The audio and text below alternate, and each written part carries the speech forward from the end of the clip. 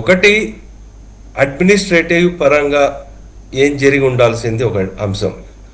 Next ఇంకోటి వచ్చేసరికి political angle. దాంట్లో మొదటిగా అడ్మినిస్ట్రేటివ్ పరంగా చూసుకుంటే అండి, ఇట్ ఈస్ ఎవ్రీ వన్, ఈ ప్యానలిస్ట్ అందరూ they all are condemning post poll violence, especially elected representative ఎవరైతే ఉన్నారో అటువంటి వైలెన్స్ జరగకూడదు. దట్ ఈస్ యునానిమస్ బిఆర్. నెక్స్ట్ అక్కడ వచ్చేసరికి అక్కడ పోలీసులు ఎంత యాక్షన్ తీసుకుంటున్నారు, ఏం తీసుకుంటున్నారు, ఎంత వెంటనే అరెస్ట్లు కూడా చేశారు. So that is also expected. So ఆయనని ఇంకా పెద్ద వైలెన్స్ ఇంకా ఎక్కువ అయి ఉండేది, దాన్ని సేవ్ చేశారు.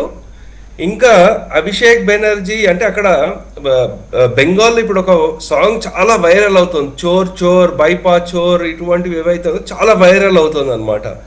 వీళ్ళు ఎక్కడ వెళ్తున్నా వీళ్ళు 15 ఏళ్ళ ఈ పాలనలో జరిగినవి ఏవైతే కరప్షన్లు, కట్ మనీలు ఇవైతే ఉన్నాయో ఎక్కడ వెళ్ళినా సరే చోర్ చోర్ అనడం జరుగుతోంది. అయితే ఈయన ఒక రెస్పాన్సిబుల్ టూ టర్మ్ ఎంపీ, ఆయన సెకండ్ టర్మ్ ఎంపీ, అక్కడ వెళ్ళి ప్రజల్ని రెచ్చగొట్టేటట్టు ఏదో ఫింగర్ చూపించాడు ఇలా అంటున్నారు. సో దాని వీడియోస్ కూడా వచ్చాయి. సరే, దాని అథాంటిసిటీ ఎంత అయితే ఉందో అది మనం we need to wait for proper, అంటే దర్యాప్తు జరిగేంత వరకు మనం కామెంట్ చేయకూడదు. అయితే పోలీసులు వాళ్ళు సేవ్ చేశారు వాళ్ళని. నెక్స్ట్ ఇంకొక అంశం చూసుకోవాలండి, అక్కడ జరుగుతోంది ఏంటంటే ఎప్పటి నుంచో పేరుకుపోయిన ఈ human trafficking, drug trafficking.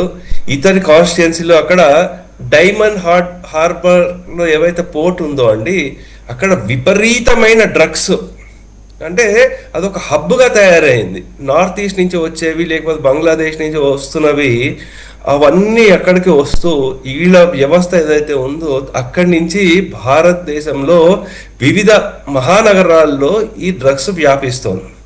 So దాన్ని కూడా కంట్రోల్ చేయడానికి ఈ ఇమీడియట్ యాక్షన్ అడ్మినిస్ట్రేటివ్ పరంగా తీసుకుంటున్నారు.